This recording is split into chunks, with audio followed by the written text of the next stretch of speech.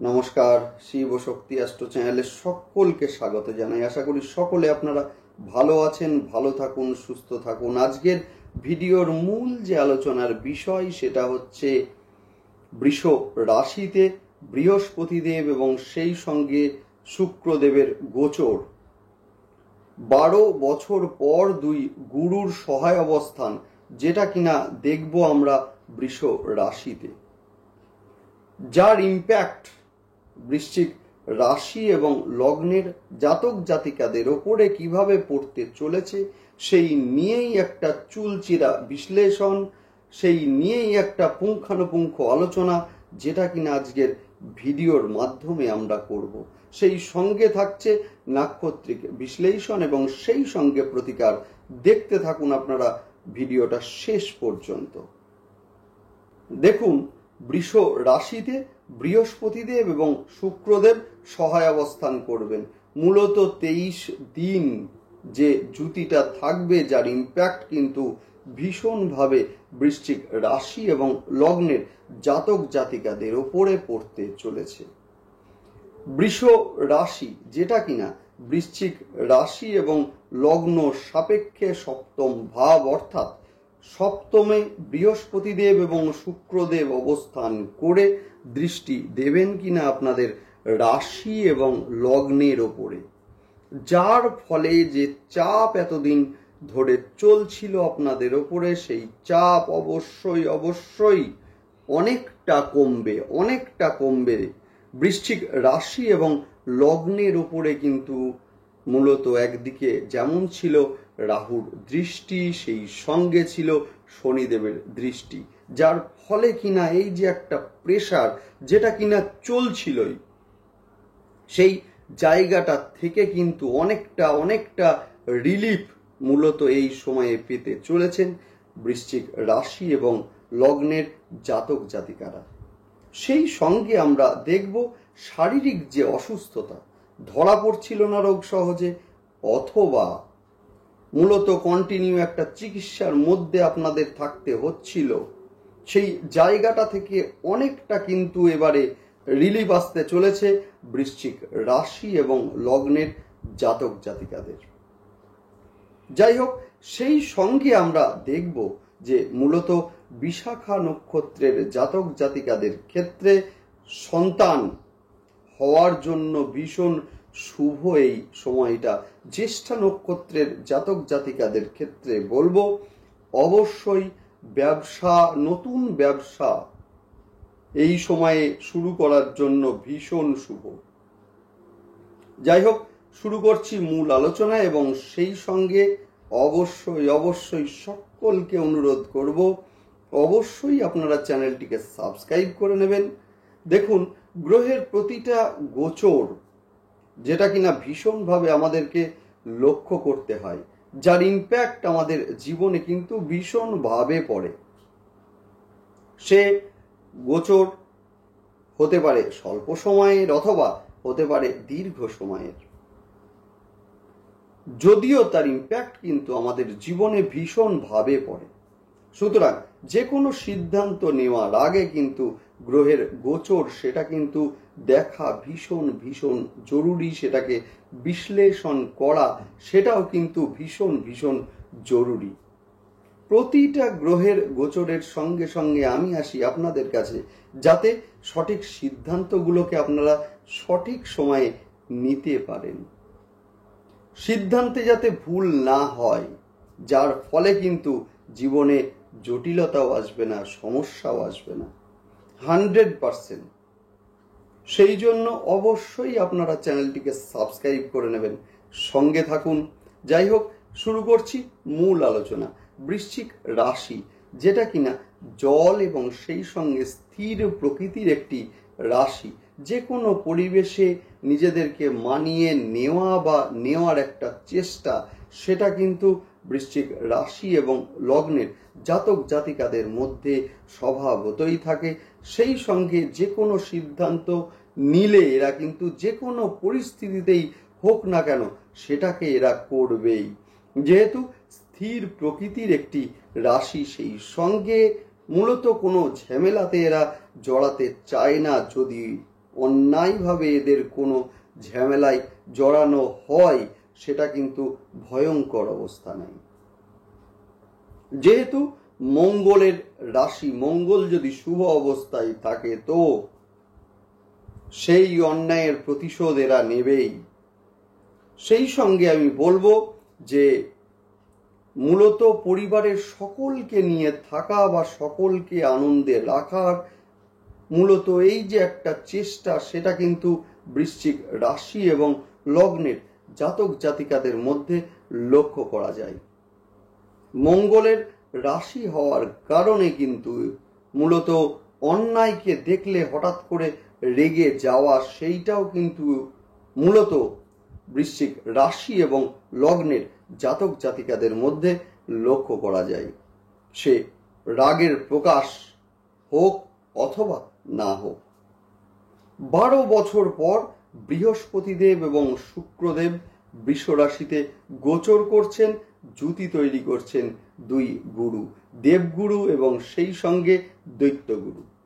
দুই গুরুর মিলন, যেটা কিনা আমরা দেখব বৃষ রাশিতে, এবং যেটা 19 তারিখের পর ভীষণ প্রমিনেন্ট হচ্ছে, 23 দিন পর্যন্ত থাকছে। সুতরাং সেই বৃষ রাশি কিন্তু বৃশ্চিক রাশির সাপেক্ষে সমসপ্তম ঘর। সুতরাং বৃহস্পতির এই যে বৃশ্চিক রাশিতে গোচর, যেটা কিনা 1 মে তারিখ দুপুর 2:30-এর কিছুটা আগে হয়েছে, এবং সেই সঙ্গে শুক্রদেবের গোচর সেটাও কিনা হবে 19 তারিখে। সুতরাং দুই গুরুর যে সহায় অবস্থান, বৃহস্পতিদেব একদিকে যেমন আপনাদের 2য় স্থানের অধিপতি এবং সেই সঙ্গে 5ম স্থানের অধিপতি, যিনি কিনা যাচ্ছেন 7মে, অর্থাৎ কিনা 5-2 কানেকশন হচ্ছে, যেটা কিনা প্রেমজ বিবাহের ক্ষেত্রে ভীষণ ভীষণ শুভ। যাই হোক, আসছি সেগুলো পরপর আসছি। সেই সঙ্গে আমরা বলবো যে শুক্রদেব বৃশ্চিক রাশির সাপেক্ষে 7ম এবং সেই সঙ্গে 12 স্থানের অধিপতি, অর্থাৎ 7মে কিন্তু বৃহস্পতি এবং শুক্রের গোচরের ফলে 2, 5, 7, 12 যুক্ত হলো। এর ফলে কিন্তু 19 তারিখের পর বৃহস্পতি এবং শুক্রদেবের সহায় অবস্থানের জন্য বৃশ্চিক রাশির জাতক এবং জাতিকাদের মধ্যে, বিশেষ করে যারা শিক্ষার্থী আছেন, ভীষণ একটা চাপ শিক্ষার ক্ষেত্রে ছিল। সেই সঙ্গে মূলত ফ্রিকেলড মাইন্ড হয়ে যাচ্ছিল, সেই জায়গাটা কিন্তু অনেকটা স্টেবল হতে চলেছে। মূলত এই সময় ভীষণ সুসময়। যারা শিক্ষার্থী আছেন এদের ক্ষেত্রে ভীষণ সুসময়। সেই সঙ্গে বলবো শিক্ষার কারণে যারা বাইরে যেতে চাইছেন বা বিদেশে যেতে চাইছেন, সেটেল হতে চাইছেন, এদের জন্য ভীষণ শুভ। সেই সঙ্গে বলবো এই যে 5 আর 7-এর যে কানেকশন, অর্থাৎ যারা প্রেমজ সম্পর্কের মধ্যে আছেন, যে কোনো কারণে বিবাহে বাধা তৈরি হচ্ছিল, এবার কিন্তু সেই প্রেম 100% পরিণতি পেতে চলেছে। ভীষণ শুভ। এবং সেই সঙ্গে বিবাহ যাদের আটকে যাচ্ছিল, হচ্ছিল না, সম্বন্ধ ঠিক মতো আসছিল না, অন্তত পক্ষে বৃহস্পতি এবং শুক্রদেবের সমসপ্তমে অবস্থান, যার ফলে কিন্তু বিবাহের যোগ ভীষণভাবে তৈরি হলো, ভীষণ প্রমিনেন্ট হলো। সেই সঙ্গে বলবো সাংসারিক ঝামেলা বা অশান্তি বা ডিভোর্সের জায়গায় যাদের সম্পর্কটা চলে আসছিল, এদের ক্ষেত্রে কিন্তু যদি চান আলোচনার মাধ্যমে সেই সমস্যা মেটা সম্ভব। ব্যবসার ক্ষেত্রে আয় মূলত এই সময় ভীষণভাবে বৃদ্ধি পাবে, বিশেষ করে যারা মেডিসিন, যারা কসমেটিক্স, বিশেষ করে খাদ্যদ্রব্য বা অন্তত পোশাকের ব্যবসার সঙ্গে যুক্ত ছিলেন বা আছেন, এদের ক্ষেত্রে মূলত আয় বৃদ্ধি পেতে চলেছে। আপনাদের একাদশে যে কেতুদেব বসেছিল, যার ফলে মূলত আয়ের দিক থেকে যে সমস্যাগুলো তৈরি হচ্ছিল, আয় ভাবে যে বাধাগুলো তৈরি হচ্ছিল সেইটা কিন্তু কাটবে বৃহস্পতির দৃষ্টির ফলে। বৃহস্পতির পঞ্চম দৃষ্টি আপনাদের একাদশ স্থানের ওপরে পড়ছে এবং সেই সঙ্গে শুক্রদেবের গোচর, বৃহস্পতি এবং শুক্রদেবের সহায় অবস্থান। সেই সঙ্গে আরও একটা কথা মনে রাখতে হবে, সেটা হচ্ছে বৃষ রাশির ঘর কিন্তু শুক্রদেবের নিজস্ব ঘর, অর্থাৎ নিজস্ব ঘরে অবস্থান করছেন বৃহস্পতিদেব এই সময়ে। সুতরাং ভীষণ পজিটিভ, যেহেতু শুক্রদেব সক্ষেত্রী, বিশেষ করে ছেলেদের বিয়ের ক্ষেত্রে ভীষণ ভীষণ ভালো হবে মূলত এই সময়। বিবাহে বাধা কাটবে। সেই সঙ্গে বলবো বিবাহের ক্ষেত্রে আয়, সেইটাও কিন্তু এই সময়ে লক্ষ্য করা যাচ্ছে। ব্যবসার ক্ষেত্রে যারা ইনভেস্ট করতে চাইছেন এদের ক্ষেত্রে বলবো অত্যন্ত শুভ, অত্যন্ত শুভ। কর্মের জন্য যারা ঘুরছিলেন এতদিন, হচ্ছিল না কর্মপ্রাপ্তি, শুক্রদেব এবং বৃহস্পতি দেবের গোচরের ফলে চেষ্টা করুন, অবশ্যই অবশ্যই হবে, অবশ্যই হবে। সেই সঙ্গে বলবো মূলত ব্যবসার কারণে বাইরে যাওয়া বা বিভিন্ন কোম্পানির প্যাকেজ পাওয়া, সেগুলোও কিন্তু এই সময়ে লক্ষ্য করা যাচ্ছে। মূলত ব্যবসার কারণে বাইরে যাওয়ার সম্ভাবনা যেটা কিনা এই সময়ে রয়েছে, বা কোনো কোম্পানি থেকে বাইরে যাওয়ার জন্য ট্যুর অফার, সেটাও কিন্তু এই সময়ে অসম্ভব নয়।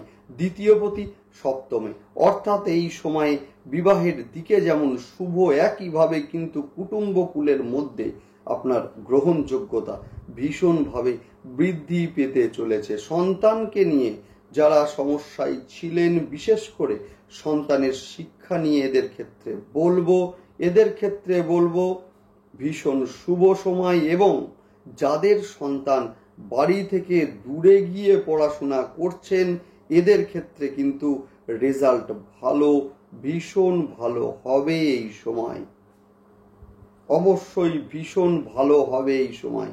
এবং সেই সঙ্গে দেখব আয় ভাব অনেকটা বাড়বে। শনিদেবের ধাইয়ার যে প্রভাব চলছিল সেইটাও অনেকটা কাটবে মূলত এই সময়। নেক্সট আলোচনা করব প্রতিকার নিয়ে। অবশ্যই নেডাল চার্টে যাদের বৃহস্পতিদেব এবং শুক্রদেব নিচস্থ শত্রু গৃহগত আছেন, এদের ক্ষেত্রে বলবো বৃহস্পতিবার স্নানের জলে সামান্য কাঁচা হলুদ দিয়ে স্নান আপনারা করুন, ভীষণ ভালো রেজাল্ট আপনারা পাবেন। সেই সঙ্গে তারা মায়ের গায়ত্রী মন্ত্র অন্তত 21 বার পাঠ আপনারা করুন, ভীষণ ভালো রেজাল্ট আপনারা পাবেন। সেই সঙ্গে বলবো, যেহেতু শনিদেব আপনাদের মানসিক শান্তির জায়গায় বাস করছেন, অর্থাৎ কিনা চতুর্থ ঘরে অবস্থান করছেন, যদি কারোর জন্মছকে শনিদেব নিচস্থ থাকেন, শত্রু গৃহগত থাকেন, অবশ্যই কিন্তু আপনারা দুধ দিয়ে রুদ্রাভিষেক অবশ্যই আপনারা করুন। এতে কিন্তু অনেকটা আত্মবিশ্বাস আপনারা পাবেন এই সময়। যেহেতু বৃশ্চিক রাশির ঘরে চন্দ্র কিন্তু নিচস্থ হয়, মানসিক অশান্তি, মানসিক একটা চাপ, সেইটা কিন্তু এদের মূলত এই সময়ে আছেই। সেই জন্য বলবো দুধ দিয়ে রুদ্রাভিষেক অবশ্যই আপনারা করুন। সেই সঙ্গে বলবো বাড়ির দক্ষিণ পূর্ব দিক শুক্রদেবের জায়গা, সেটা কিন্তু অবশ্যই আপনারা পরিষ্কার রাখুন। এবং সেই সঙ্গে সেখানে যদি পারেন মানি প্ল্যান্ট গাছ অবশ্যই আপনারা লাগিয়ে দিন। অবশ্যই কিন্তু খেয়াল রাখতে হবে যে মানি প্ল্যান্টের মাথা যেন নিচের দিকে ঝুঁকে না যায়, সে যেন ওপর দিকে ওঠে, অর্থ আসবেই।